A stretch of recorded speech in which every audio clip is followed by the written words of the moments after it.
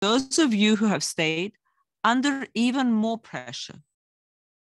So it's only right that you're putting your own well-being under the spotlight today. And I am delighted to be part of that. After all, to look after your patients, you first need to look after yourselves. Your campaign is well-timed. It is well-targeted too. It places emphasis on the importance of self-care and well-being for cancer nurses, on occupational health, and on retention and recruitment. All of these elements impact on the quality of patient care. The European Commission takes your work and your well-being very seriously. We want to support you. That's why Europe's Beating Cancer Plan includes a number of actions for oncology nursing professionals.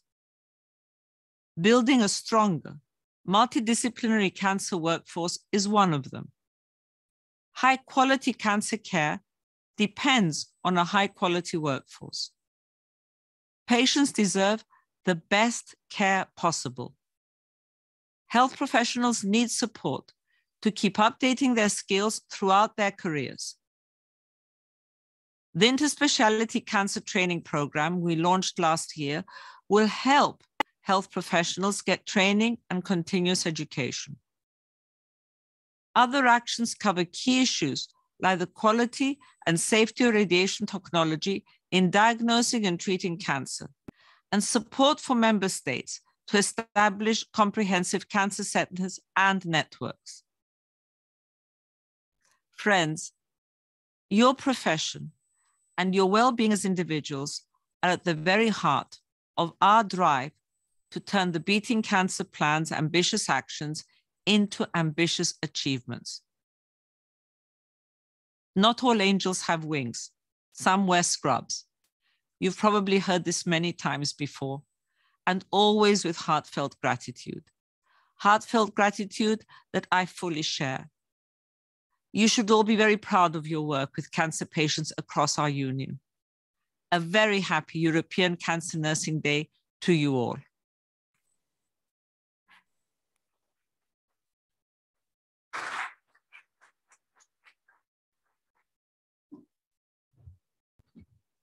So thank you very much, Stella Kridis, our EU Commissioner, for this important message. So now we can start with our official program. So first of all, I want to welcome you all here in Zagreb, also the people live, but also the people at home that following by the link. So very welcome on ECND Go for Self-Care. This day is an important day for cancer nurses across Europe, and it's a day all about cancer nursing themselves. And that's a very important message we want to say, because they are the backbone of healthcare for cancer care and do a lot of great work and supporting across Europe people that are affected by the burden of cancer. So this important day is talking about the importance of cancer nursing. And I want to thank all cancer nurses across Europe for their hard work and devotion to put cancer care at the first place for all people affected by cancer. But we couldn't be here today because of all the hard work was done, like for example in EONS, but also in a task group of the ECND task group. So I want to thank the ECND task group for the great work and devotion so that everything could happen here today as a great event. And first of all, we can enjoy again to talking to each other in a live environment. So it's so great to be here. So thank you very much for the task group, for the great work.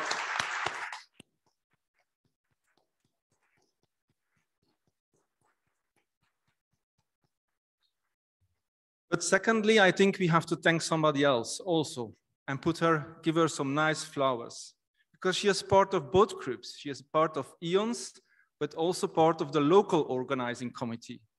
And it couldn't be happened without her that we are standing here today. So Nicolina Dudlik, so thank you very much for all the hard work.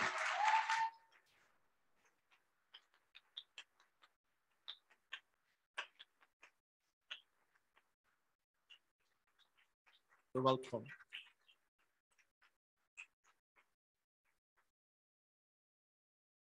But also we need to thank all of you because EONS is all about you. EONS wouldn't exist without its members and all the devotion of its members and the working group members, the board, that doing everyday hard work to accomplish a lot of things for cancer nursing across Europe. And that's why it's so special that today we can celebrate European Cancer Nursing Day. I also want to thank all the support we have from the last years for all the great work that people take up in projects, in tasks, in policy making, in all the working groups, with all the great projects. And I think if you look into the history, there is not as much done as today in EONS. All the great work over the history is now accomplished, and it's building on the past and creating the future of cancer nursing. So thank you very much for all of you to being here and be the heart of EONS. Thank you very much.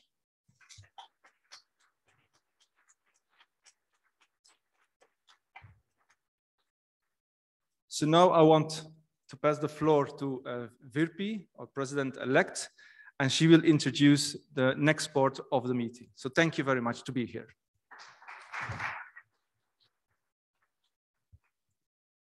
Thank you, Johan. And I would also like to warmly welcome you to the ECND event, and I'm really much looking forward to this. I can feel the atmosphere already, the positive and passionate atmosphere what we have in this group and in the upcoming hours and to hold today.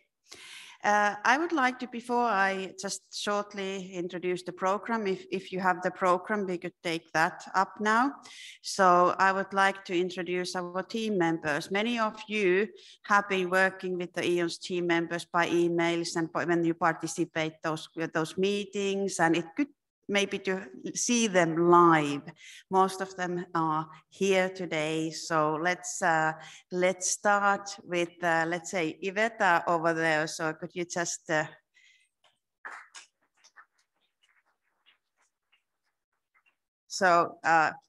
would you like to say a few words about you? Just what's your role in EONS?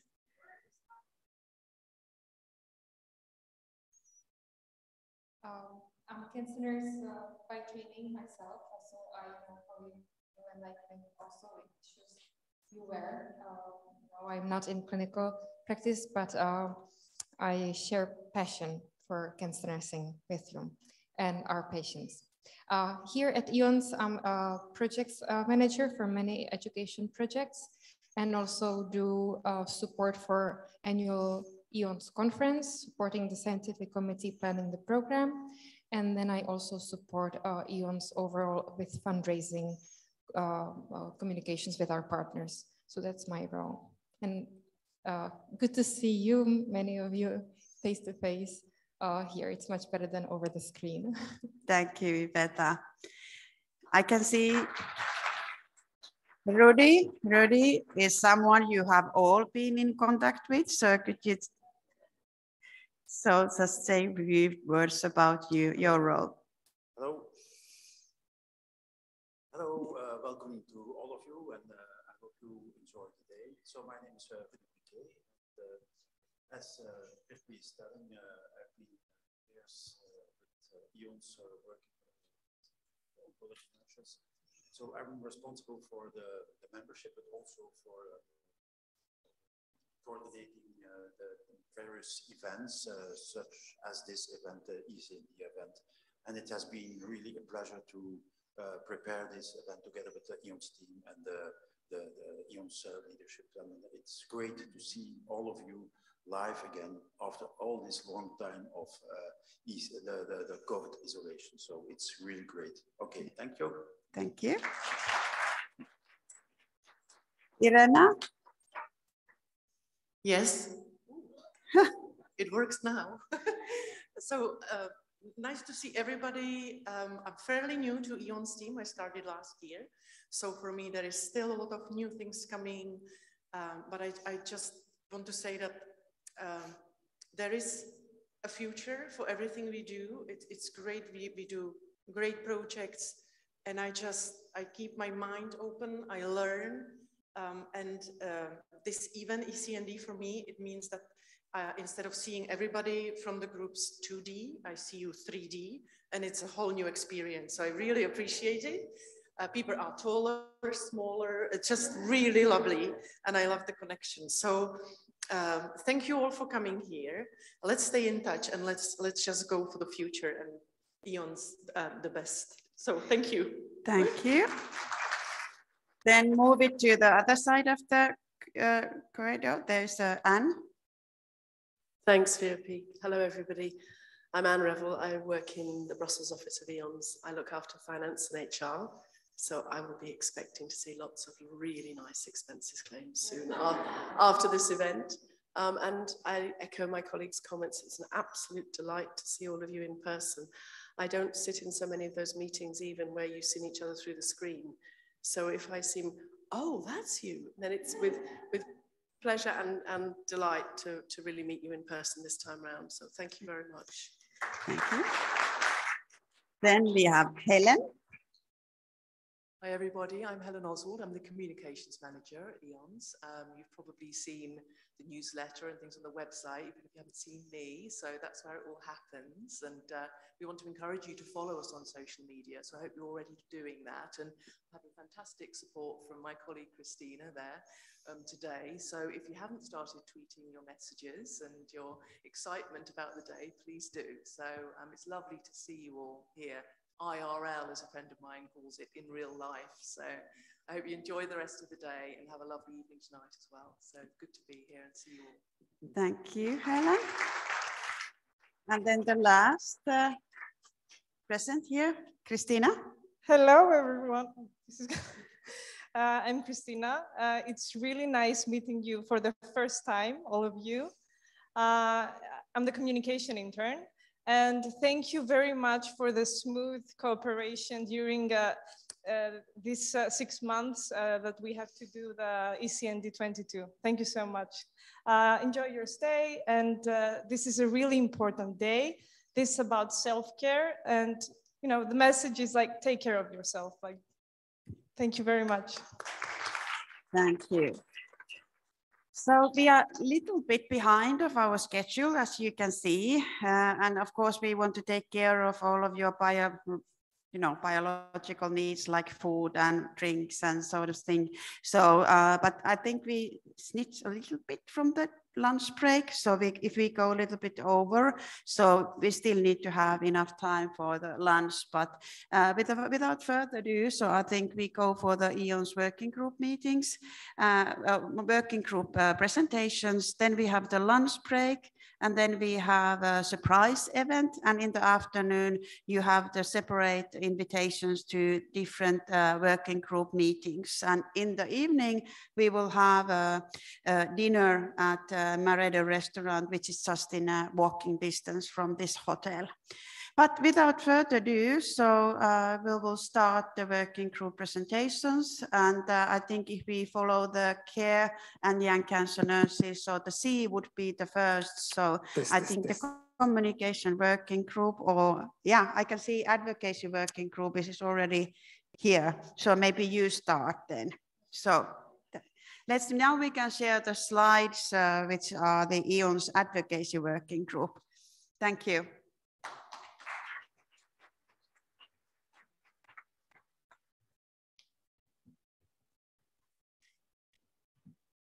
Okay, so I'm too short to see, so I will do it discreet like this. Anyway, I'm Helena Ullgren. I'm the co-chair of the advocacy working group. Yes, I work as a nurse in Stockholm, Sweden. You can see the names of the others in our group. And before you introduce yourself, I want to say extra welcome to 3 new members, as you can see. They are online on and off as much as they can during the day. So we're very, very glad to have 3 new members. Lena Sharp, I'm the other co-chair, and I'm actually handing over now. So I think this is my last ERL meeting for this group. So I'm handing over to... To me. My name is Meryl van Klinken. I'm from the Netherlands. And as Lena said, I will be taking over a chair role later this year. My experience is in cancer care, of course, and in palliative care.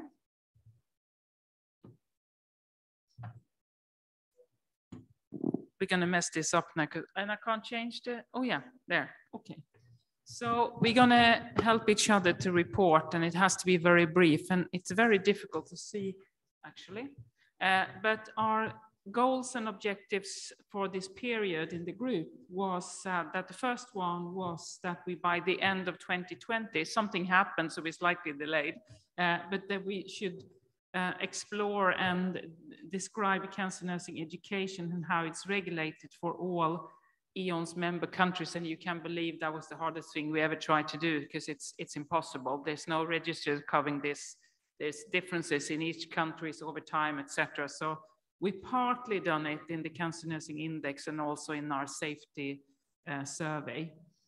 So that was the first goal. The second was that by the end of 2020, we will have trained our group in advocacy, and we did that. But then, of course, again, we have changed many of the group members, so we have to continue doing that, I guess.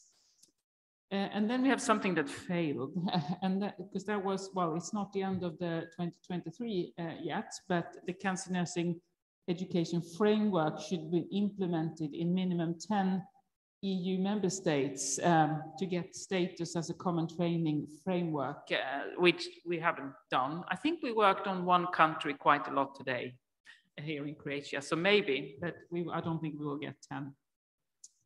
And then we said we should collect and analyze and present data from across Europe in line with the RECAN project on patient and occupational safety. We wrote here that we've done that. We continue, of course, to do that as well. We should also raise awareness on the importance of cancer nursing working conditions and the impact of occupational and patient safety. And we've done quite a lot of that also in our survey, in the index, and in all our contacts with the EU. Next slide, please. So we also had a goal that we should advocate for cancer nurses and the parliament, and that's ongoing. We should also identify and collaborate with the committees in the EU that deals with the concerns to us. And we're doing that. We will talk a little bit more about that during the presentation. And with the Health Commission, of course, it's happening now, not the least when it comes to developing new guidelines for hazardous drugs that Helena will talk more about. Also collect information on oncology policy and legislation on cancer nursing. We've done that, and the establishment of more collaboration with other stakeholders, it's also ongoing. And last but not least is, we set a goal to support the young cancer nurses group, and I hope you feel that we're doing that, because we feel that we do, and we actually, you are supporting us as well, so we're actually supporting each other. Thank you. Next.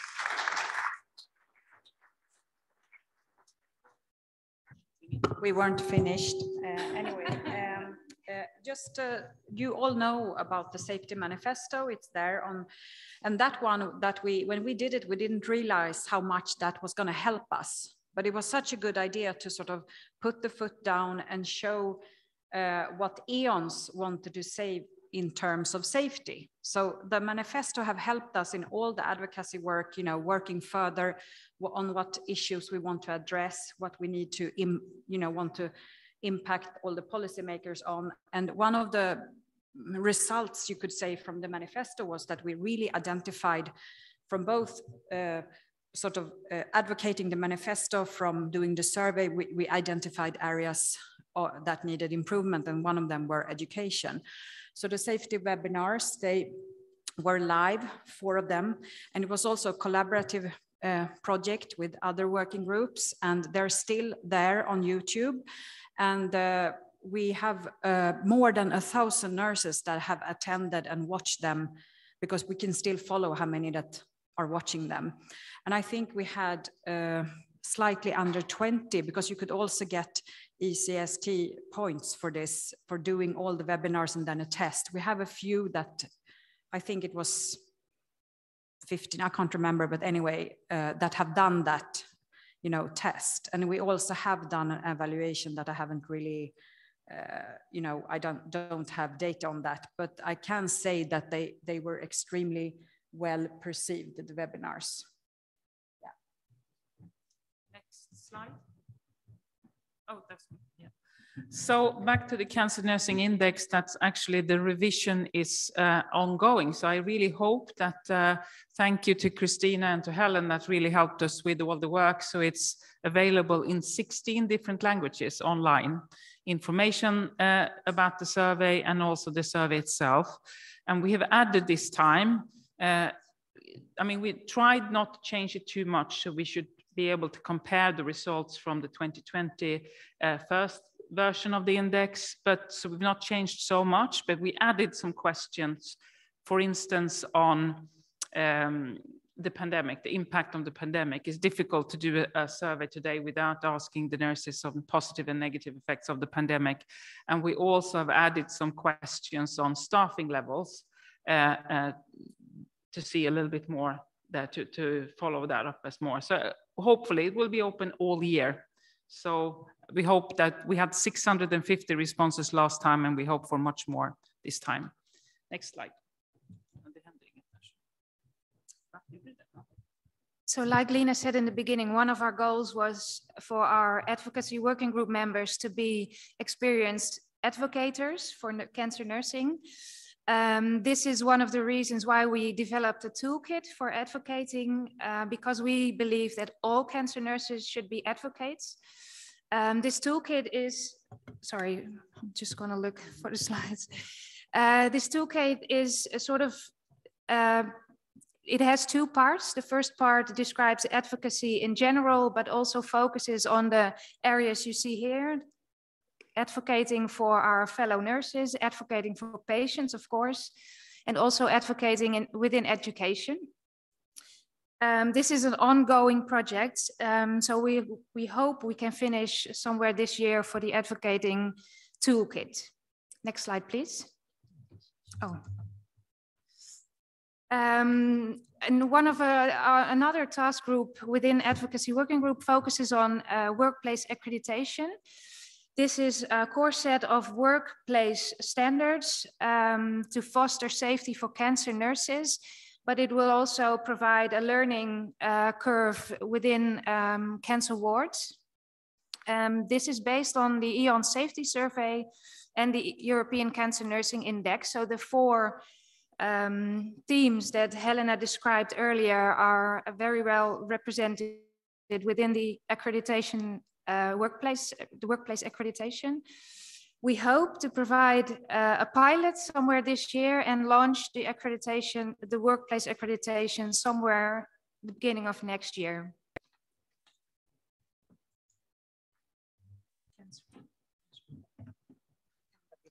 Yes, then we have the PrevCan project, the cancer prevention campaign, the education program and the research we're doing. The aim is to raise awareness on cancer risk factors and to reduce the risk, of course. And we are aiming for the general public, but also for healthcare professionals, patients and family members. It will be the campaign, which is based on the European Code Against Cancer, will be launched in September in relation to EONS 15 and the ESMO Congress. And then we will continue with 12 months, 1 month for each of the recommendations. And we have collaboration with well over 50 organizations so far and counting. And we will do some really exciting research and education as well. I'm not going to say anything more because it will take too long, but more to come. Yes, and I will mention that we have said before, we try to impact the cytotoxic mutagens directive, which is a directive under EU regarding hazardous drugs. And we tried that for quite long. It's been one of the main tasks of the advocacy working group, and we did actually impact that one. For example, they broadened the scope. Before it was very strict on what type of drugs would be included and things like that, and now they have broadened the scope and many other things. And one sort of effect of this policy work we did was that It's actually just now started. It's a huge project where 2 departments in the EU Commission have contracted people to do a practice guideline on hazardous drugs. So it's going to be from production to the patient, like all those steps, you know, how you actually do it, produce the hazardous drugs, how you prepare it, cleaning and laundry. It's going to be very much both written guidelines, it's going to be videos, so it's extensive piece of work, and we are invited, of course, from EONS, and they will start to have workshops on those different, and it's also the pharmacist organization in Europe and other stakeholders there. So, I mean, this is actually what I think a result of all the hard work in one way, that we got our voice heard, that we need to, and those guidelines, they will guide, of course, other countries, you know, and I think they will help us. Also, we could use them. So we're going to also later on be able to pilot them and you know, say what we think about them. So, yeah. Yeah, thank you.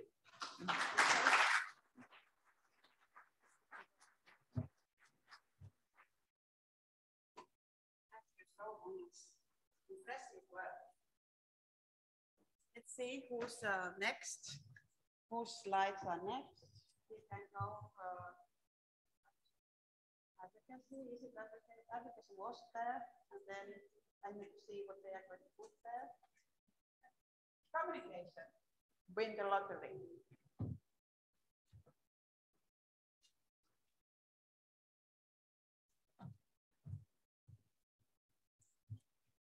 It's a bit scary.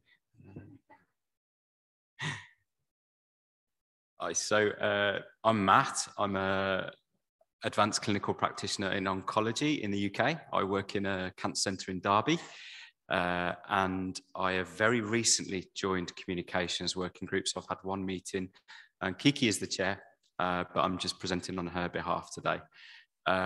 I'll be completely honest, I would have much rather have done this the other way around and met with the group and then talked about objectives and everything, but I have caught up with Kiki, so I'll go through some of the things that we've discussed.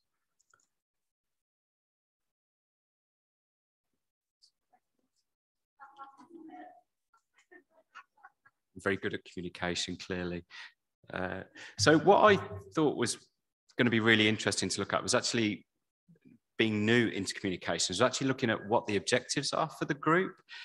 So I've actually I looked at the website and looked at what all the objectives were. And this is what I plan to do with the group this afternoon, is to look at what we're actually doing to make sure we're delivering on these and what we need to do, and particularly get some feedback from the rest of EONS, from yourselves, to find out what you actually want from the communications working group.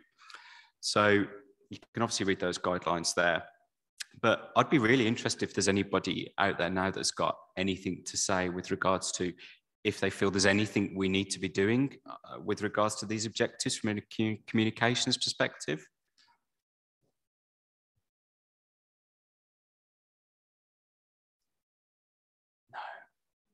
No. So we're doing it clearly already. That's great. Thank you.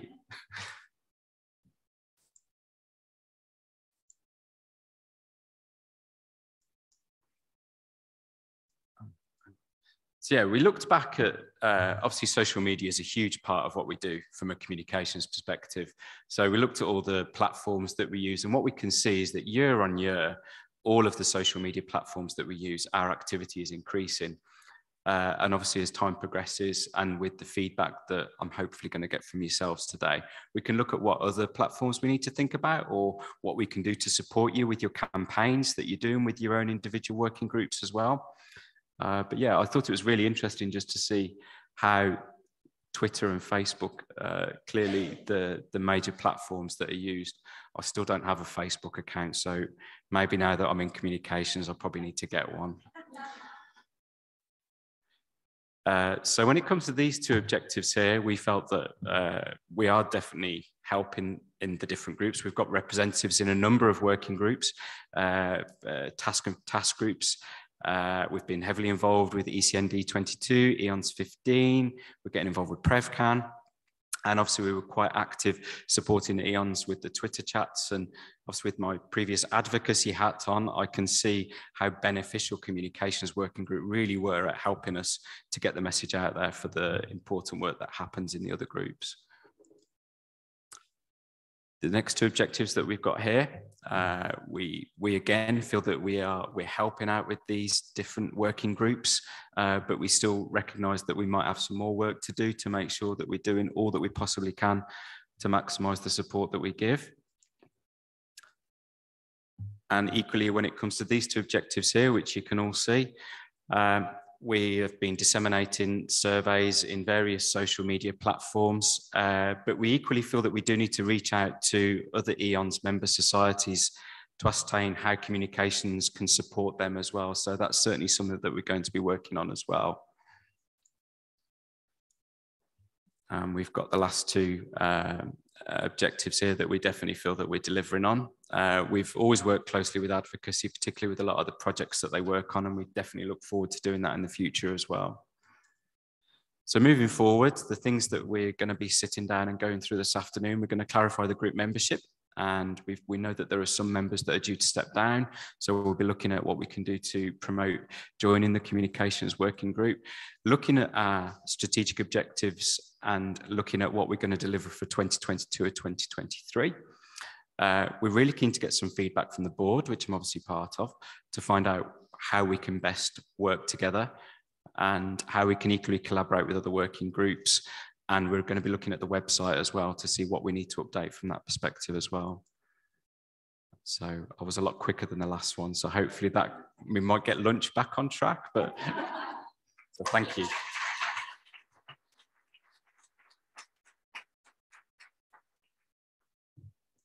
So thank you very much, Matt, for Communication Working Group, and also thank you very much for Advocacy Working Group. It's amazing what you all accomplished over the last year. I just want to highlight, I just told Helena that we received a request for the safety webinars to translate them in Hindi and Nepalese. So people are picking it up all over the world and thinks it's very important. So keep up the good work. So thank you very much. And now we give gladly the floor to our next working group. It's the Education Working Group, and it will be presented by Celia and Wendy. So the floor is yours.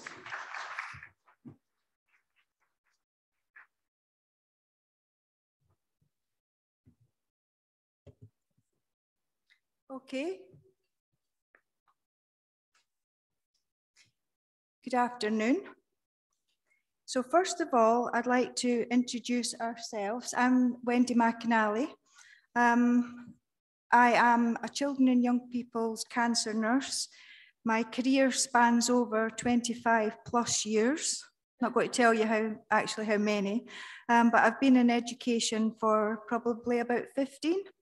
But always have been a lifelong learner myself, and I do truly believe in education. So being given the chair role of the Education Working Group was actually such a pleasure for me. I will hand over here just to Celia, just so she can introduce herself first. Hi, I'm Celia, cancer nurse by background. I do not work in a university, even though I am in Education Working Group, because I do believe that all of us can do education everywhere. So I'm a clinical nurse by background, and we really can do a lot of clinical education in our hospitals. I haven't worked for that long, but I'm not a young cancer nurse anymore. And I love being in Education Working Group and supporting Wendy as co-chair. It's very nice to bring the education world to the clinical world and bring them together. So for those that do not know me, it's a pleasure to meet you. So just before we start, and I'm conscious we're all heading for lunch soon, but just echoing our president, Johan, who recognized all the good work. So could I please ask the Education Working Group to stand up and for everyone to give them a big round of applause.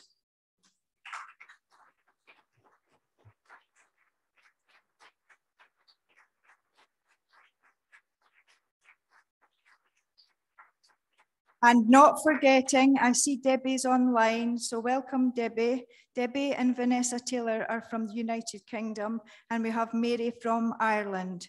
So without the group, we would not be able to produce what we're going to show you now. So this is just to highlight again what we've all been talking about, that there has been many challenges during the pandemic, least but not least, the fact that it's been really hard working online and not being able to see everyone face to face. I am a new chair. I took over from Verpi, who was a short chair because we had Rebecca Verity from the UK for a good number of years. So I am a new chair, but I'm very supported with Celia, who is my co-chair. So we work very well together, but also with our group. We have 4 new members, and it will be our delight to work with our 4 new members in the group later this afternoon. But what I must say is we have stayed committed and positive to achieving our key objectives. So here are some of the key things that we have achieved as a working group that align specifically with our education working group objectives. So the EONS Cancer Nursing Education Framework, which you all should know about, the work is ongoing. We have reviewed it. It was a very good piece of work that was done in 2018 or before. It was published in 2018. So we have reviewed it, but minimal change.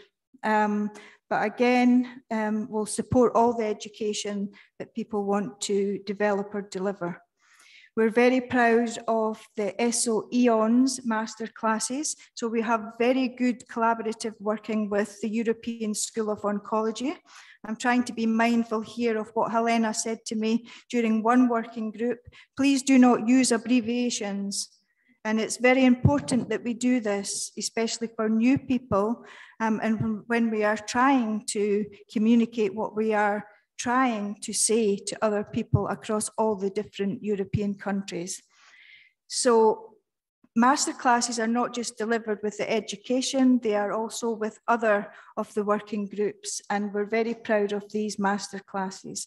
And the e-sessions, we have taken the nursing pathways and delivered the e-sessions in alignment with the Cancer Education Framework.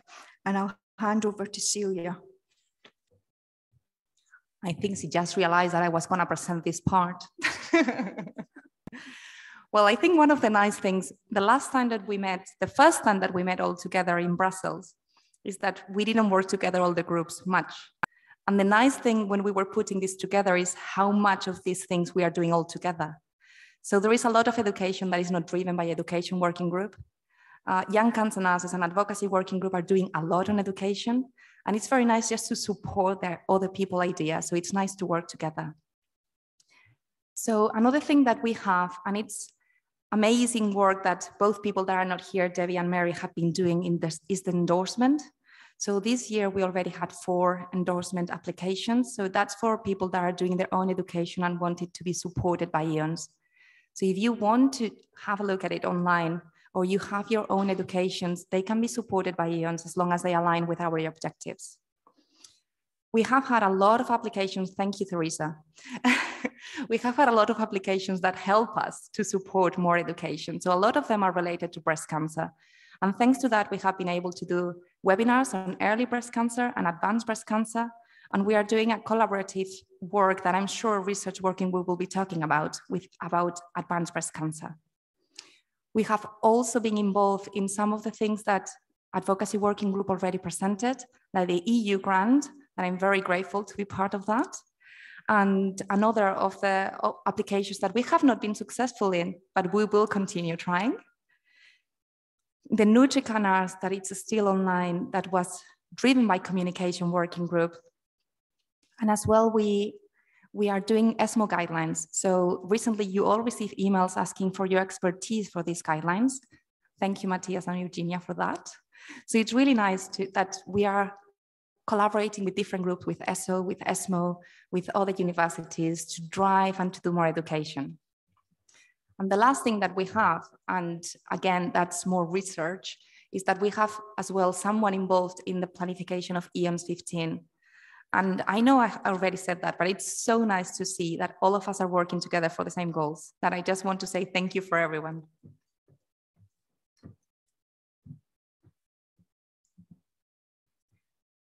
Okay, so you're now wondering what we're going to present next. So this is the European College of Cancer Nursing, which is led by the education group, but I have to stress here, it is supported by all the working groups. Now, we have a task group and we started in May 2021, and I think we have come quite far. So could the task group please stand up so we know who you are?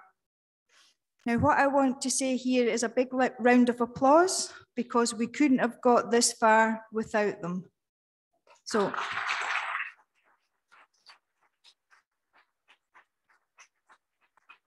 and again, thank you. Now, the college, we do have a project admin person, and again, Irena, could you stand up? Because Irena does help support the college and has done in the development. So to date, you will find in your pack, it's one pathway, 3 levels, as you will see on the screen here. And we are starting with our early career registration level. And we will be open for applications as of the 1st of August. And it will be a pilot, and it will only be for 20 nurses for this first level of the pathway. So we will be open from the 1st of August. There will be an online application. And again, as a task group, we will have to review these applications. Now, it could be for young cancer nurse in their early stages of their career. It could be, for example, the likes of myself, who has maybe worked in surgery for 10, 20 years, and I've suddenly come over to work in oncology or cancer care. So this is very important to think about here. So there's a target audience, there's aims, and then there's the content. Now, I can't show you this today, but what I have done is I can show it to you within your packs.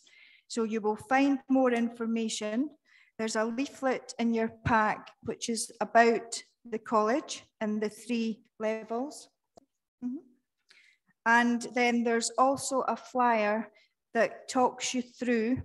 It says more information, QR code, but this is what you have to look at to see the extra information.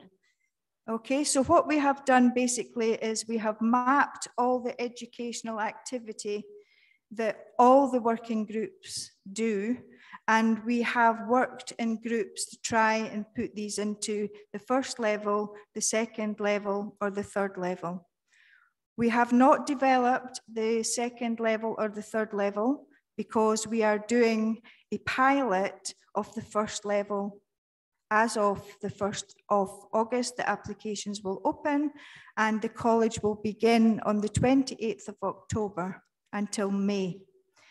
The unique thing about the college, and I have worked very closely with the young cancer nurses, is to develop mentorship.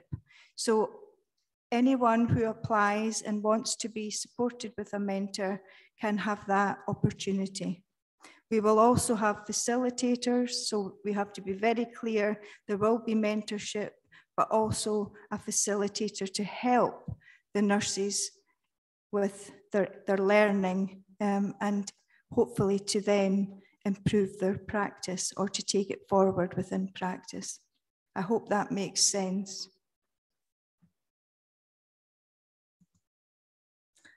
So, last slide here is about, we'll be meeting to go through what we need to do and what our vision will be.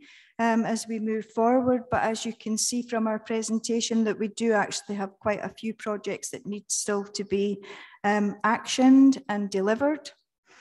But we will wait for the new objectives from EONS when we work on those, and then we will think about what we want to take forward as a group of educators. Obviously, we'll support one another through our regular face-to-face that we hope will happen in the future, because we know that we work better when we're all together. We need to promote the fellowships. We have an ABC Global Alliance Fellowship and an European School of Oncology Clinical Practice Fellowship. So we need to, because of the pandemic, we have had these on hold. So these will be 2 fellowships that we will be taking forward, and obviously the launch and the delivery of the college. So thank you all very much for your time.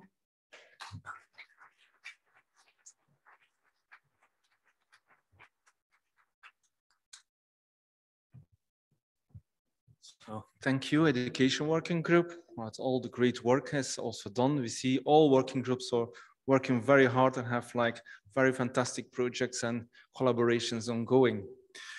For the next, I want to give the floor to the Research Working Group, and I think it will be presented by Greg. He is online. So Greg, the floor is yours. Hello, everyone. Thank you, Johan. I hope you can hear me okay. Hello from sunny Glasgow in Scotland. I'm really glad to join ECND, and although virtually, to join all of you over there. And I have to say, I really miss you, your company, dear colleagues and friends. So for those of you who don't know me, I'm Greg Kotronoulas. I'm a lecturer in nursing and healthcare at the University of Glasgow and a cancer nurse by background. And I'm the co-chair of the Research Working Group, and together with Amanda Drury from Ireland. I will be presenting the objectives of the Research Working Group to you in the next few slides. I don't know if you can see my slides right now.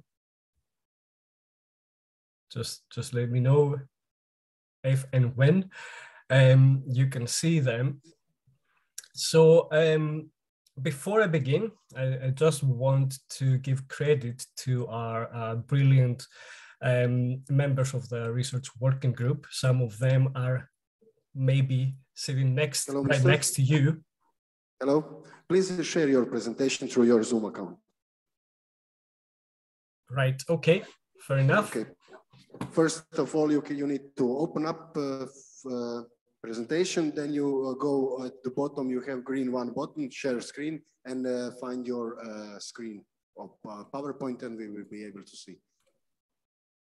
Okay, and I would like kindly ask you to go to full screen, slideshow, tab, and play from start.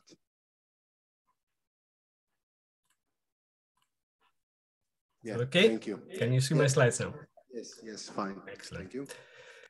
So as I was saying, I just wanted to give credit to our Research Working Group members.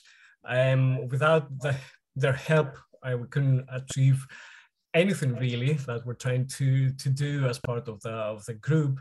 So Nikos, Path, Maura, Karen, Sarah, Sheriff, Gulkan, Eva, and Susanna, thank you very much for your help with all of our activities.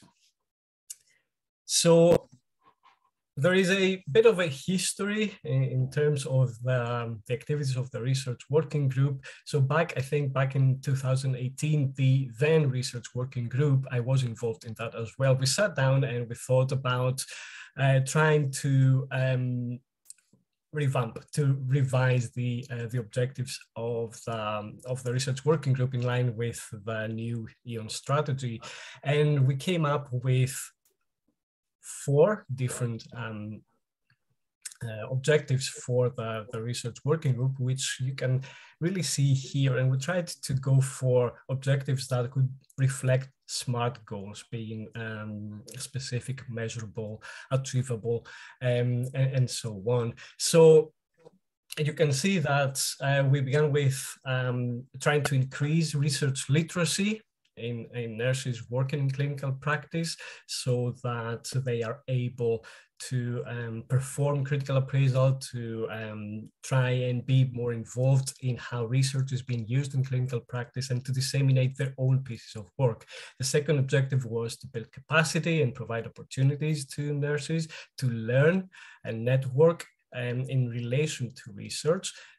Objective number 3 was to try from within our activities to influence strategic priorities and funding across Europe so that we can promote person-centered cancer research. And the fourth objective was to generate research evidence. And here we're talking about actual research projects that we're doing as part of the group. So the next slide is to do with what actions we have done in terms of increasing research literacy across Europe. So the highlights of what we do, the events here, are the 2 workshops that take place every other year. There is the PhD research workshop and the research proposal workshop. And these workshops focus really on supporting cancer nurses who are either doing their PhD or they have a new idea for research and they want to receive support for that. And since 2018, we have been able to support over 30 cancer nurses who are doing their PhDs and over 70 nurses who had a brilliant idea for a research project they wanted to do locally in their hospital. So these are, as I said, these are the highlights of what we do to support cancer nurses with an interest in research. And at the same time, we've been maintaining the research, the useful research resources on the EONS website as well. So anyone who's interested in knowing more about research, in finding out how to get started with putting a proposal together, anything at all, can go on the EONS website and have a look at the resources we have there for them, which we update really regularly so that we can keep up to date. For the second objective, which was to build capacity and provide opportunities, we've got several different awards and grants available for cancer nurses. The first one is the Novice Research Dissemination Award, which is tied to the EONS annual conference. So anyone who can be identified as a novice researcher can apply for this award as part of submitting their abstract to present during the conference.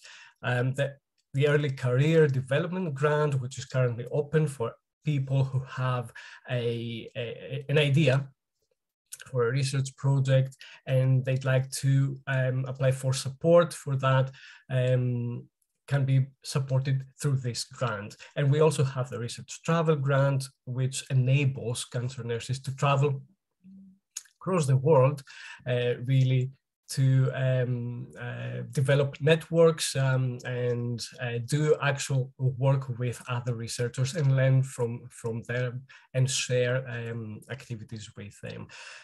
We've got several networking opportunities as well, and we work with a kind of open doors policy for the research working group. So anyone who has an idea and would like to for us to sit down and chat about it and provide advice, provide any support as well, we're happy to help with that. It doesn't mean that you have to be a member of a working group. Anyone who has who feels can benefit from what we do are more than welcome to get in touch with us. And obviously we have a presence in terms of the annual conference, the EONS 15. We've got representatives on the scientific committee Amanda actually is the chair of the scientific committee this year. So this is again us trying to build capacity across nurses. For the third objective, that's to influence strategic priorities, and we're doing probably enough work here to try and promote the importance of new research to tackle really contemporary problems and issues in cancer nursing. So we have a research policy document that Amanda and myself have developed with input from the rest of the research working group that we're currently submitted for approval by the EONS board to foster transparency and consistency in what we do in terms of research. We have very recently launched a brainstorming activities exercise for the research working group so that we can identify those areas that really need more work to be done in terms of research. We have presence in terms of the EC&D. This year we had Eva and Path being involved from our research working group in the EC&D committee. And also we have presence in the ECCN and the Cancer Nursing Education Framework Committee as well. And last slide from me is to do with our fourth objective, which is to generate research evidence. And you can see here that we've got a few projects that are currently active and others that are new or newly funded, and others that are currently under review. And hopefully we can get another grant as well. So the active projects, I'd probably skip to the third bullet point here is the RECAN project, which I'm not sure if it's actively per se, but it's going to be always active in our minds and coordinate and direct what we do. That was a massive project to recognize European cancer nurses and what they do in practice. So the other two projects is the patient-reported outcomes project in advanced renal and liver cancer that is currently, I have to say the good news is that we have currently collecting data for our international patient survey.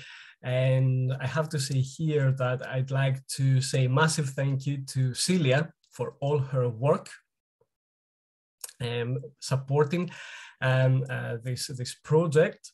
And please, if you could, applaud Celia for all her work, that'd be great for me to just recognize her hard work here.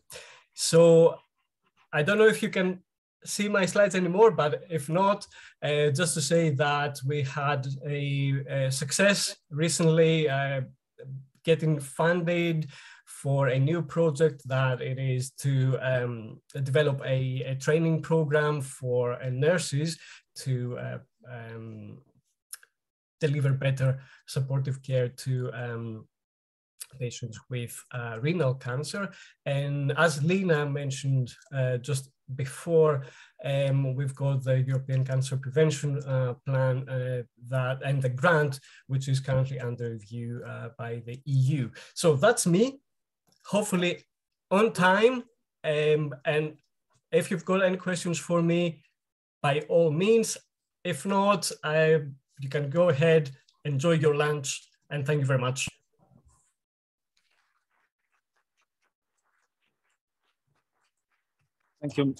Thank you very much, Greg. It would be great if you could hear, but next year, the next opportunity, we see each other again live, of course. So then for the next group, we want to invite the young cancer nurses to present. So, and that will be like, we welcome Nicolina, Michaela, and Bethany. So the floor is yours.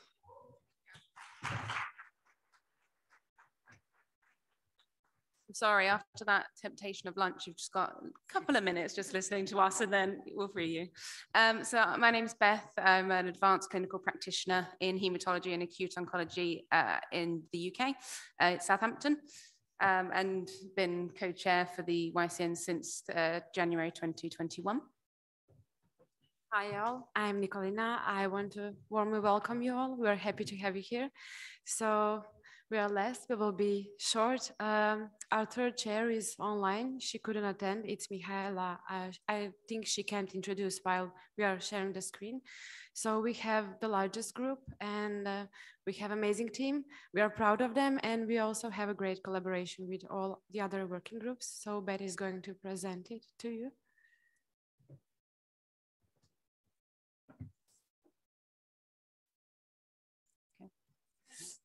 Don't know where it is.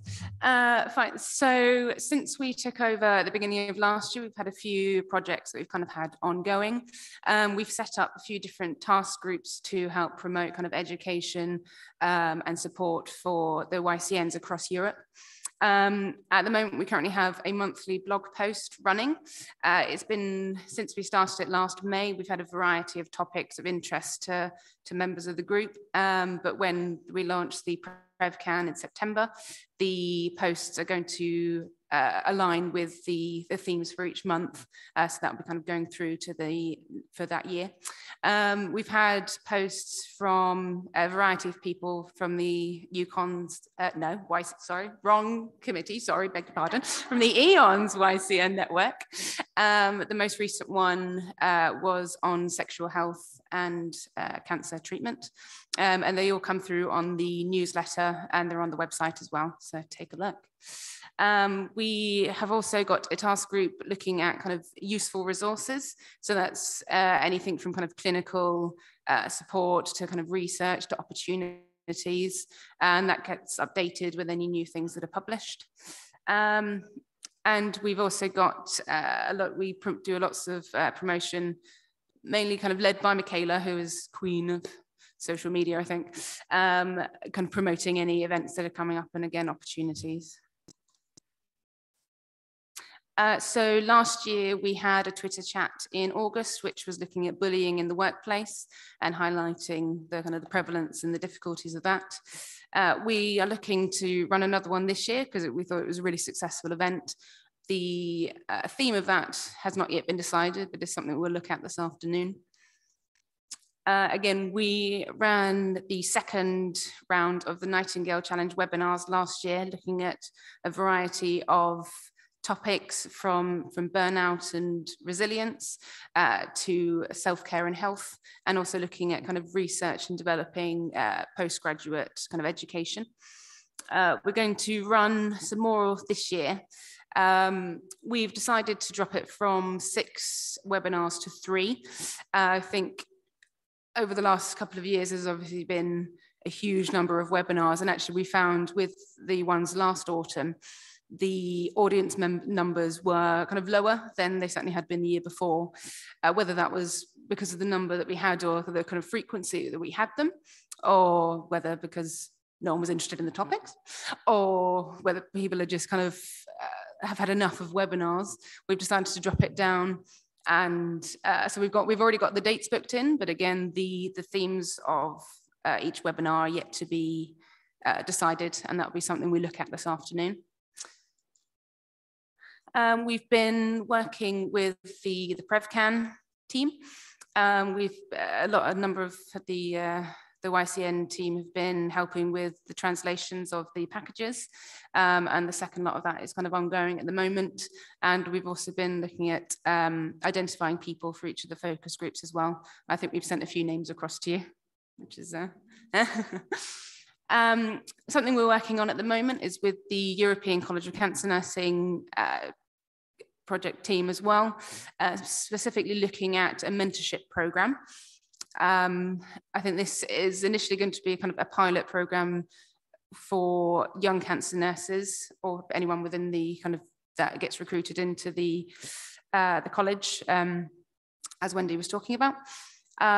So we've helped to sort of develop a template for like the mentors and the mentees to use to kind of give focus to what they're going to get. It's going to be over 2 years. Please correct me if I'm wrong in any of this, Wendy and Celia. So it's going to be a kind of a 2-year sort of project where you'll have one mentor to 2 mentees, and it's just a way of kind of helping to guide and support and sort of develop the mentee kind of in any way that they feel is needed. Again, it's something we're going to look at this afternoon. Our meeting is actually sort of identifying what people would like from a mentor and what sort of support they would like. I believe an email was sent out the other day asking for any interest in becoming mentors. So please let us know, or Wendy or Celia know. It would be great. I mean, there's a huge wealth of experience and knowledge in this room and online. So any interest would be gratefully received. And equally, if you'd like to be a mentee, that would also be great. So as we stand at the moment, we have now got 38 members of the team. We've recently had Claudia from Portugal and Emily from the Netherlands join the team. And so we're really excited for them to join and to start working with them as well. It's our first YCN from the Netherlands, so that's really exciting, really great development. And so these are just a few of the other things that we're kind of helping to work on at the moment. We've got YCNs in all of the other working groups, which is brilliant. So they're all working kind of really hard. They're a fantastic group. One thing that they did identify over the since like the EONS 15 stuff has been started, was having a kind of an understanding and knowing how to go about submitting an abstract and presenting at any conference, really. So as an attachment to some of our previous online meetings, we've had some teaching sessions as well. Much thanks to everyone who's done that, looking at kind of developing poster presentations, creating an abstract, and the key things for presenting at conferences as well, which I think has been really helpful. Because one thing that people have identified is that they just don't have the kind of the confidence or the knowledge to know where to begin. So we're trying to kind of support that as well. Hopefully that will be seen in the abstract submissions. I think that is a lot. Thank you very much.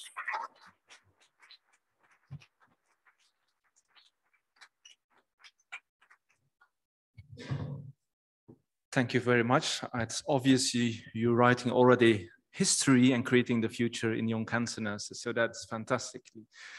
Overall, I can only say, wow, what a great work you all did.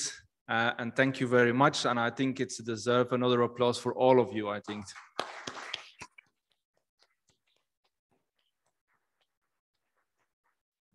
I want to also acknowledge the Cancer Nursing Fund, but also by the Cancer Nursing Fund, it was also available to grant 4 young cancer nurses to come here to ECND.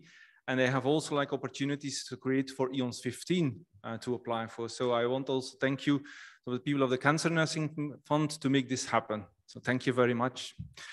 Now, before we don't want to hold you much longer for lunch because everybody is waiting on it, but we still have some little practicalities. So, yes, thank you. So few words.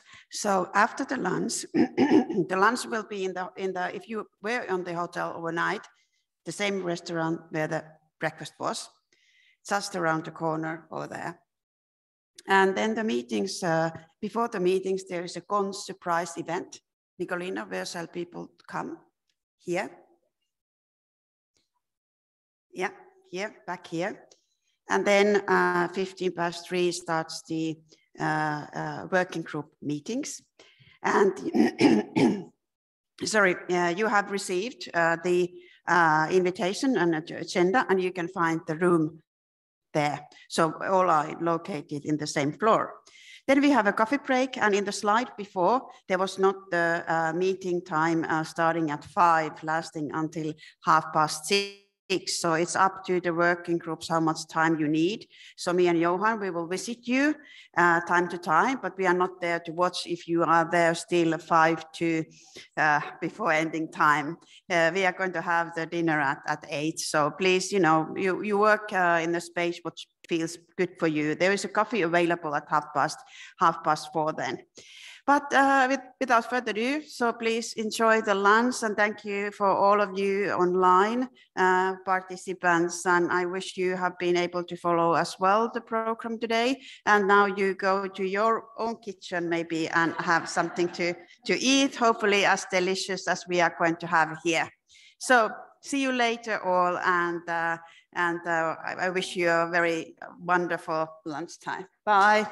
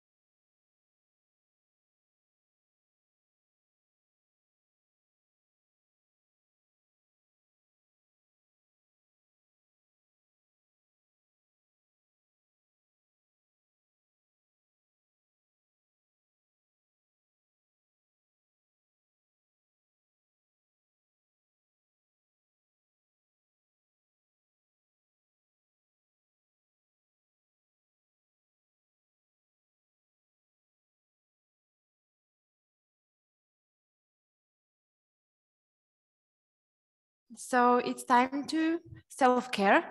I would like to introduce our psychologist, Ivona Polak. She's doing a little workshop with you to relax after a full day and full schedule, so we can continue to your working group meeting in the afternoon. So Ivona, welcome.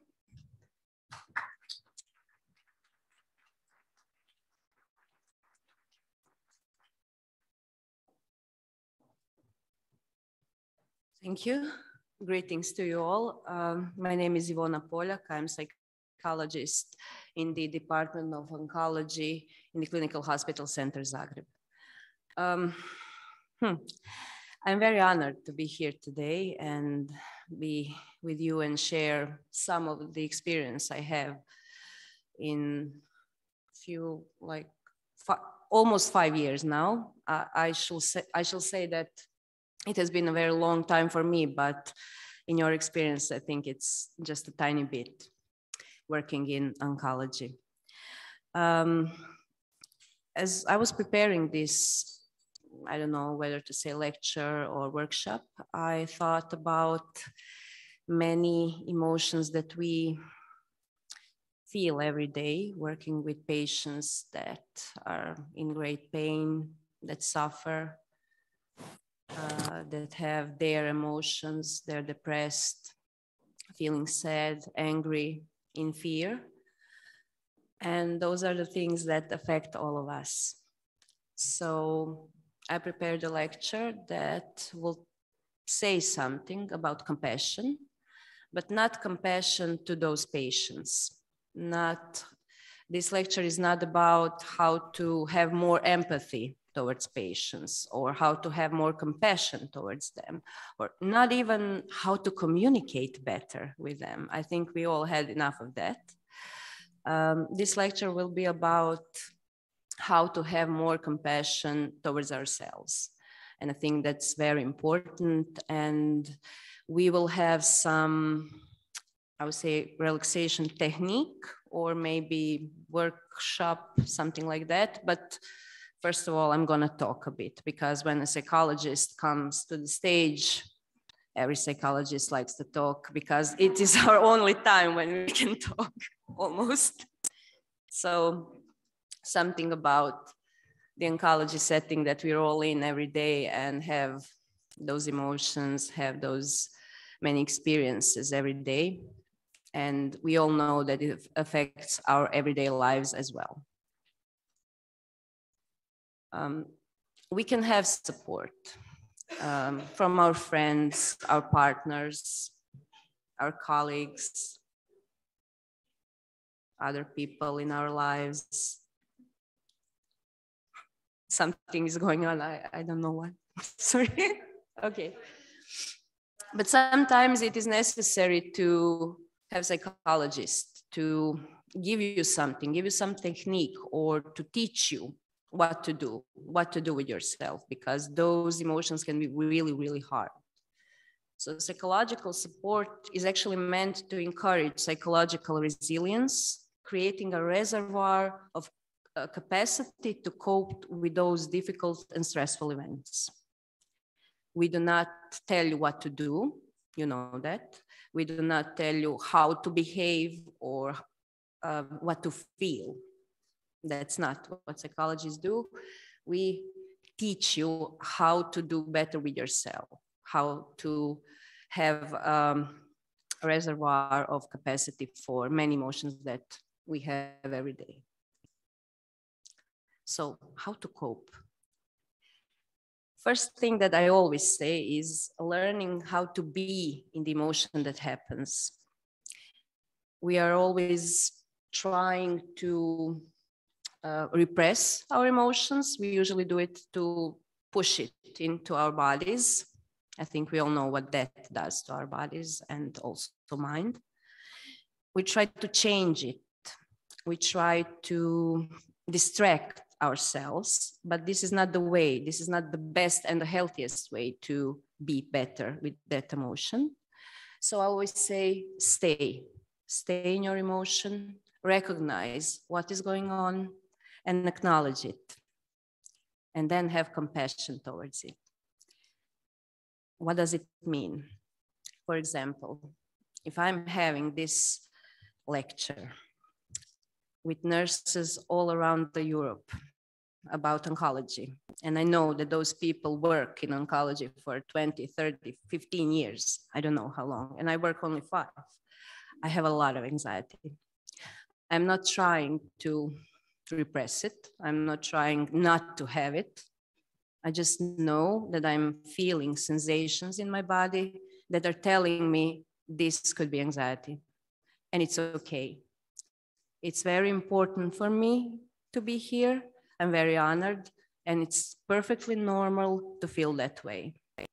So that means having compassion towards emotion that we feel.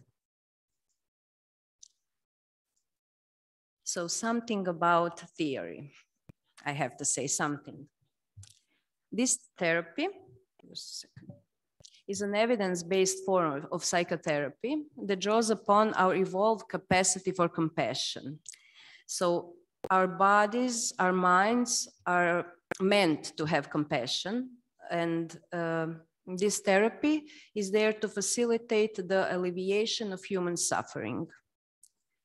It was developed by Dr. Paul Gilbert, who is a psychologist, who believes that compassion, both self and towards others, could be the key to relieving intrusive feelings of shame and self-criticism. So it all started with emotion of shame, which is very difficult emotion, very difficult to find it and to recognize it. But when we do, then all the therapy can go in much, much better way.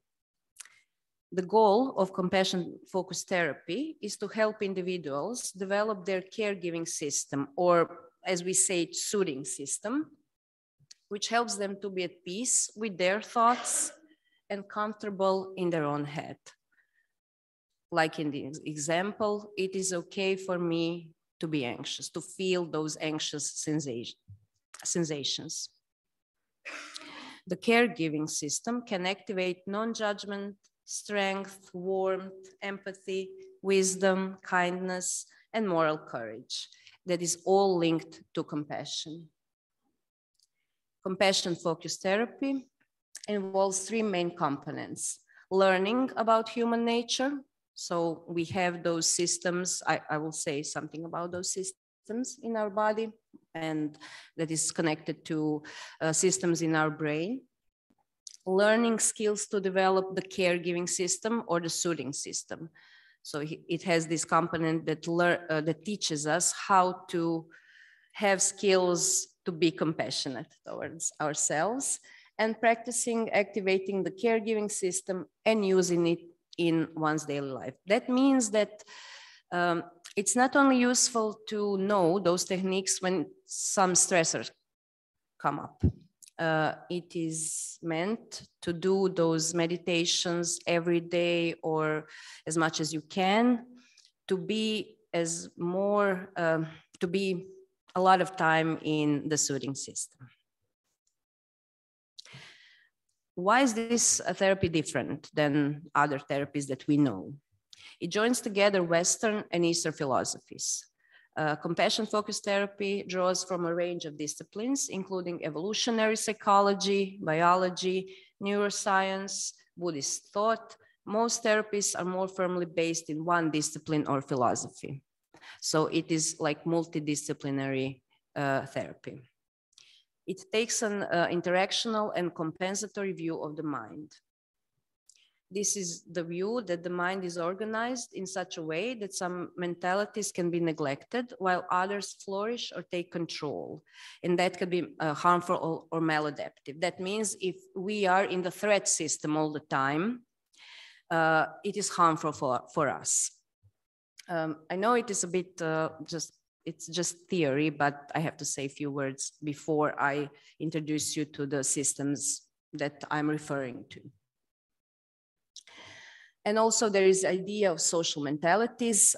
Gilbert identified a set of social mentalities that enable them to seek out and form certain types of relationships: sexual, tribal, dominant, subordinate, caring, or cared for.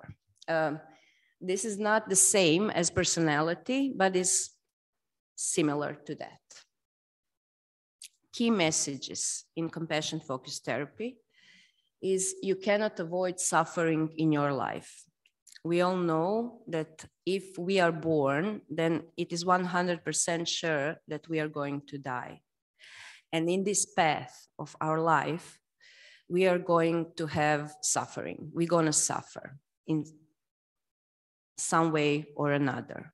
It is impossible to avoid that suffering. If we are trying to avoid it all the time, we are having many avoidance, and then we do not have the life that we want. We do not live our life according to our values.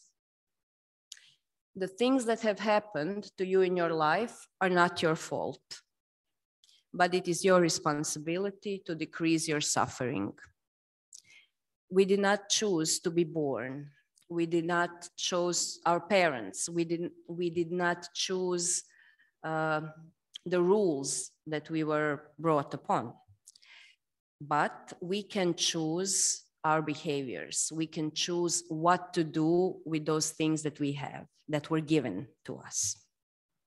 Compassion is about choosing to be the best version of you that you can be. This is not some motivational speaker thing, but the best version of yourself means to live your life according to your values that you have, according to the things that you find very important for you. Different people have different values. That is very important when we work with different people. We know that some people are very interested in being famous, being rich, being healthy, being with their families. And those values are different in different people. And the main thing, the last thing, you're living a life that was not of your choosing. So you did not choose to live, but now you have the responsibility to live it. Those are the systems humans use to manage their emotional states. Laser. Okay. We have this drive system. The main function of this system is to achieve goals. I usually say to my patients, this is the system, more, give me more money, more prestige, more education, more friends. And it can be very helpful to achieve some of the things that we want, but also it can make us very tired. It's not good in the long run. Threat system. This is the system that is usually the biggest system in our patients, but also in people that come to psychologists. Function is to seek safety, to survive. And usually people in threat system are scared, can be aggressive, can feel very, very mad. I think we all know those patients when we see them in our departments. And soothing system, the function is to slow down, to rest and digest, to seek safeness, kindness, and care. This system should be the biggest. And compassion-focused therapy is trying to teach us how to be in that system a lot of time. It's not easy. It looks like it's very easy. Well, I want to be in a soothing system. I want to be soothed all the time and I want to be well, but it's not very easy to do that. That's why we are going to do some meditation to try to, and for you to see how it is done or how it can be done. So, does anybody have some questions? It was just a few minutes, but if you want to ask something, I think it is the right time, because then we will do this meditation and you will probably fall asleep and everything will be done and we will go home. No? Okay. Is it okay for you to do some meditation after lunch and maybe you'll fall asleep? And it's a bit cold, but I think we can all manage that. Okay. I'm going to read it because, as you can see, my English is not that well, but I'm doing my best, please. Okay, so I'm going to read the instructions. You can sit in your chairs and we can start. To practice the soothing rhythm breathing exercise, first make sure that you're sitting comfortably with both feet flat on the floor, about shoulders width apart,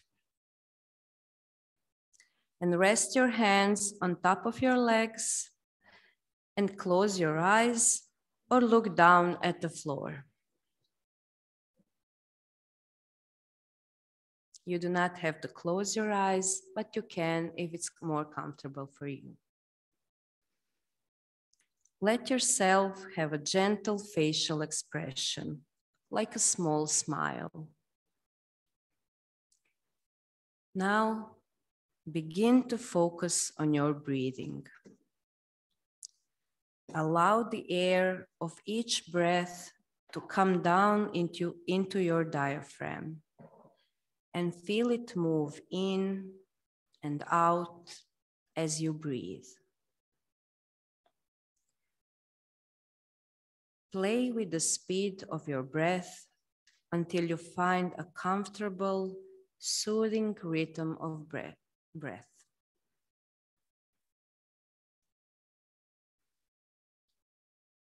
There is no wrong way.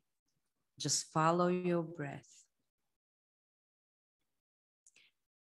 You will likely find that your soothing rhythm is about 3 seconds in breathe, a slight pause, and 3 seconds out breath.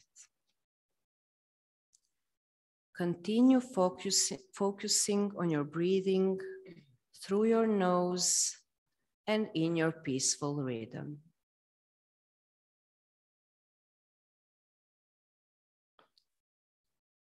Just focus on your breathing and observe as you breathe in and breathe out.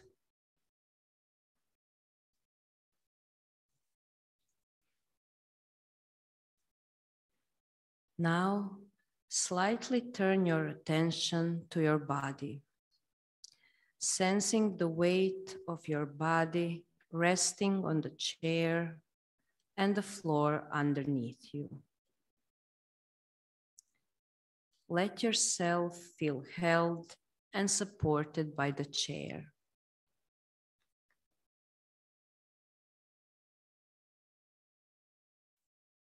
Remember that it is okay for your mind to wander. Just notice where it wanders and gently guide it back to awareness of your body. Feel the air flowing in and out of your nostrils and simply allow yourself to be.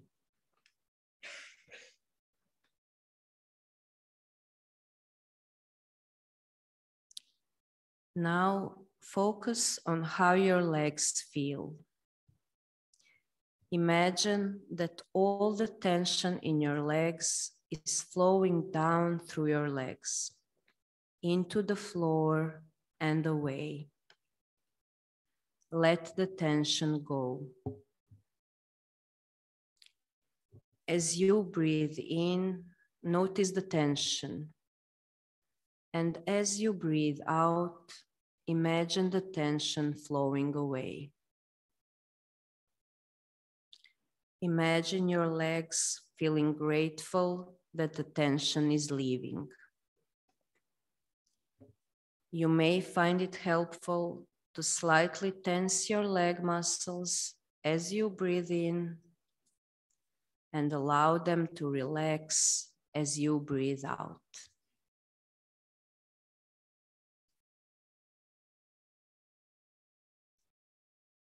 Just focus on your legs and observe them and the tension as you breathe in and relaxation as you breathe out.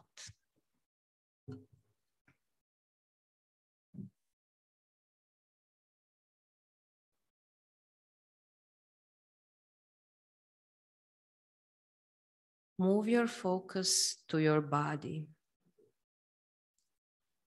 and repeat the process of breathing in and noticing the tension.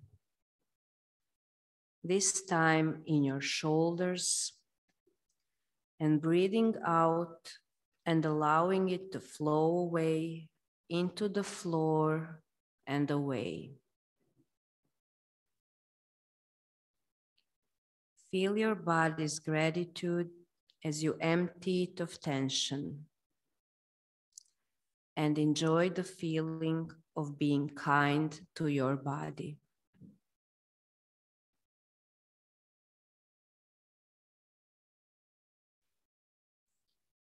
Just focus on your shoulders and observe the tension as you breathe in, and relaxation as you breathe out.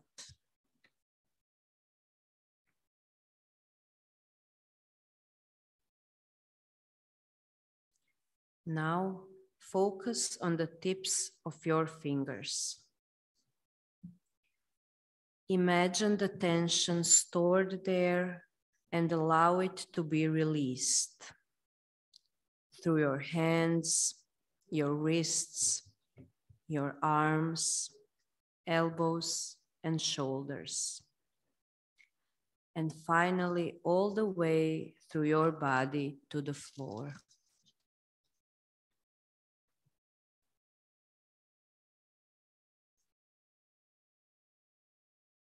Just focus on your fingers and observe the tension as you breathe in, and relaxation as you breathe out.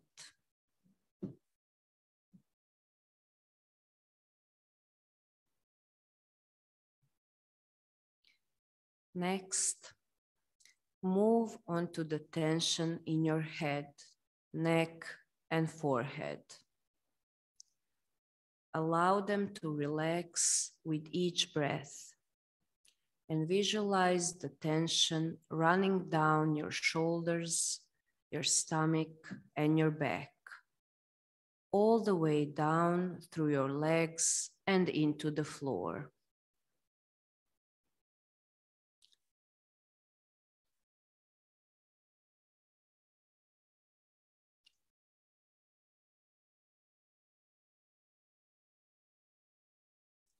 Just focus on your head and observe the tension as you breathe in, and relaxation as you breathe out.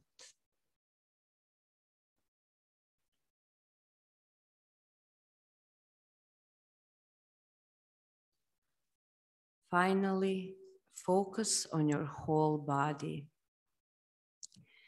Each time you breathe, focus on the word relax. Imagine your body becoming a bit more relaxed with every breath. Practice this breath for a few moments. And gently observe as you breathe in and breathe out.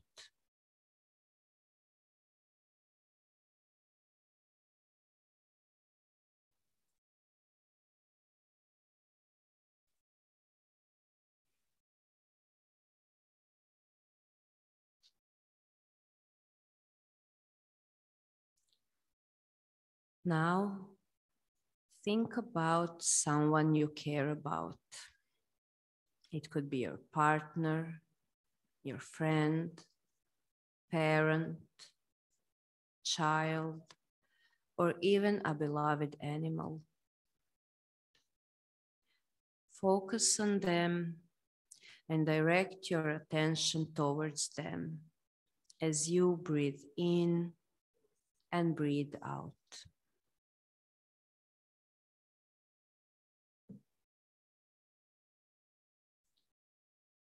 Let yourself have a gentle facial expression, like a small smile.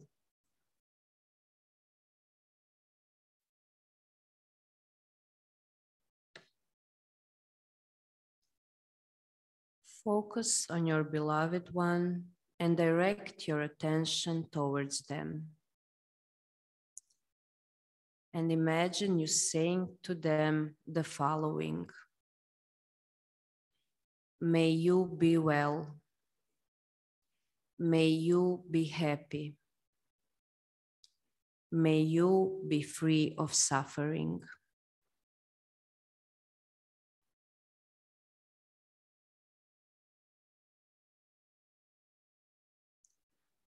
Remember that it is your behavior and intentions that are important, rather than how he or she will react.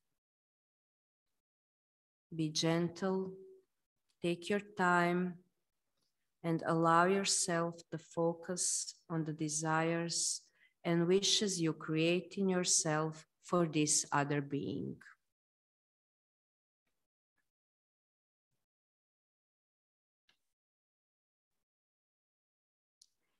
It may help to picture them smiling at you and sharing these feelings. Spend some time simply focusing on this genuine desire of yours for the other to be happy, to be well, and to be free of suffering.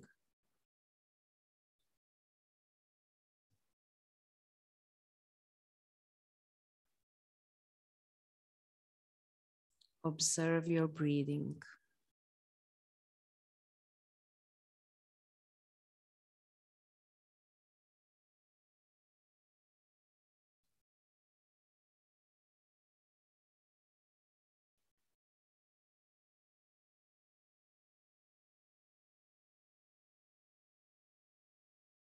When you are ready, you can slowly open your eyes and bring yourself back to the present moment.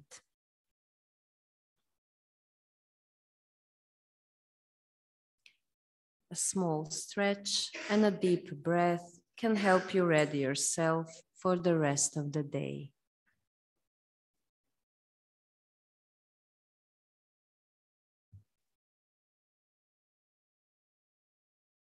Okay, just a few more moments.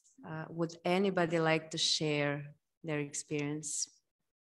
Just if something happened, did not, yes?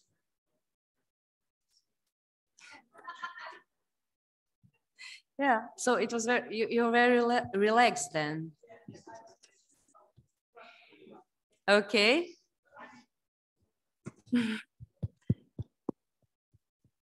Okay, that means that, okay, it is this time of the day, I can say that definitely, but also that means that there was a lot of tension and then it just went, it really went.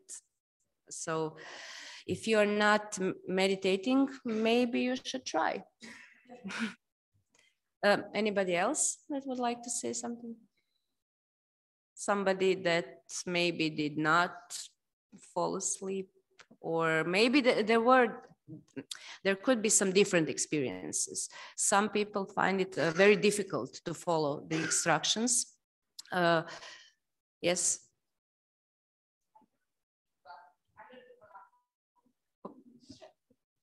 I say that I never do these things well. I'm the kind of person that starts laughing in the middle of these things. We all know that some people are like that. But actually, even though I did got a little bit tense on the moment that you were trying to relax us, I was getting tense. But when you started saying to think about the people we care, that worked. Yeah. And that little last moment where you were quiet and make us think about that, you actually managed what I never managed before. I got relaxed. So it was good. So you found something that helped me. Instead of thinking about my legs, my body, that for me doesn't help. But the fact of trying to drive my mind into something that I like, it did help me. So thank you. That part, when you think of somebody you love and you say, maybe free from suffering, you may be well, that is the actual part of compassion. focused therapy. And the first part was mindfulness, more mindfulness, relaxation. So that is the key, that part, yeah. I have very big problems with those meditations, like why my mind goes all over the place. But these types of techniques helps to me. It's very helpful to me. So I kind of chose it because of that. I only do things that I think are helpful. I do not do things when I read them and say, oh, well, somebody said that it's going to work. If I don't think it's going to work, I don't do it. So that's how we do it in the Department of Oncology in Zagreb, right? Okay, any question? Yes. Thank you. And I think one of the wonderful feelings of that exercise was that even we are in the room, a lot of people, so that moment is kind of you are with yourself. It's a private moment, and yes, you kind of, you come back then to this bigger room with the other peoples, but you stay for few minutes with yourself and concentrate on yourself. And that's also something which is energy boosting, I think. Yes, yes. And you can also do it in your workplace. It's very short. You do not have to do the whole thing. You can do the thing when you imagine somebody you love and you say those sentences, and then you you have this gentle smile, and it's really working. I know. I don't know why, but it's working. Okay. And I'm done. Thank you.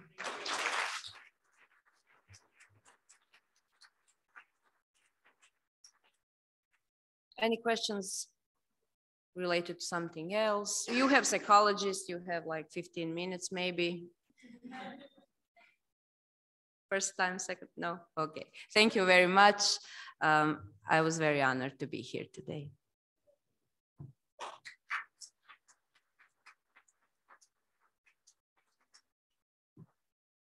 Okay, wake up. Before you proceed to work in your working groups, we would just like to say once more, happy ECND. And thank you all for providing, on behalf of Croatian Oncology Nursing Society, this amazing opportunity. I have a great impression that the roundtable has been very successful and productive. And we would like to say a special thank you to all EONS members, but also to the board. So we have prepared some small thank you gifts to remember us. It's something traditional, a little bit of schnapps. Just a minute.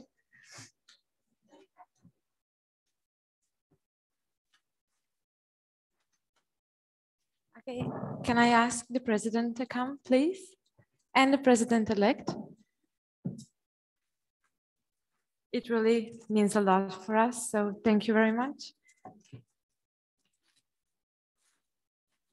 We hope to be where Czech is regarding the specialization in oncology nursing.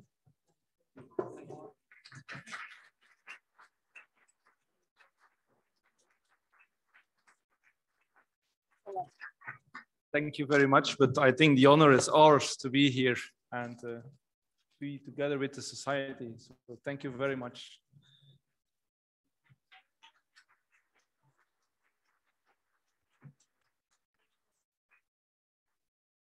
Come on, Lina, Meryl, Matt, please join us. Wendy, O, Wendy Mac. So it's the EONS board. They did a great advocacy today on the roundtable. Thank you so much.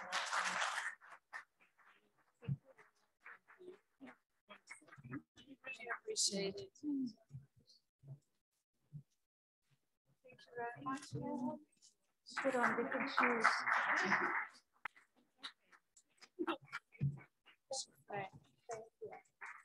Thank you.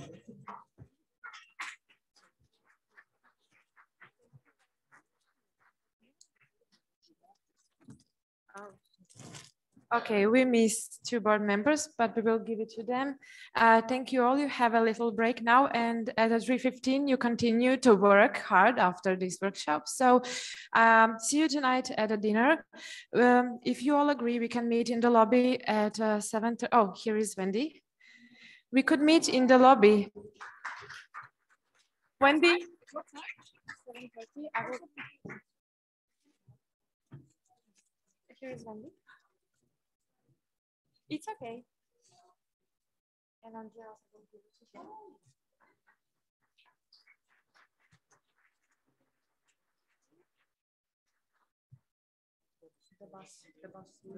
Okay, if you all agree, we can meet in the lobby around 7:30 because we have organized transportation by the bus. We have been tired. We've been working for the whole day. So if it's okay for everybody, we will have enough time between the working group and the boss. 7:30 at the lobby for dinner and the bus. Okay, thanks a lot.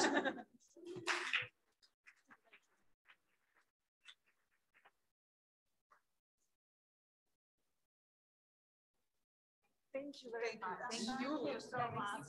Yeah, so this evening, guys, everything. Wonderful. You're really great. Yeah. And you're lucky to have her. She was excellent. Yeah, the psychologist. Yes, yes. Really? Yeah, she works oh, yeah, she works with you. Yeah. Yes.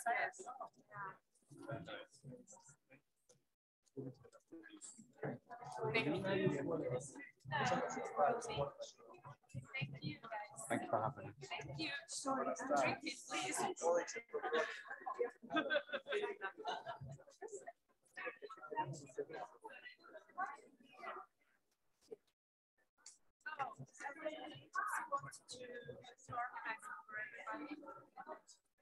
It's perhaps 20 minutes walking.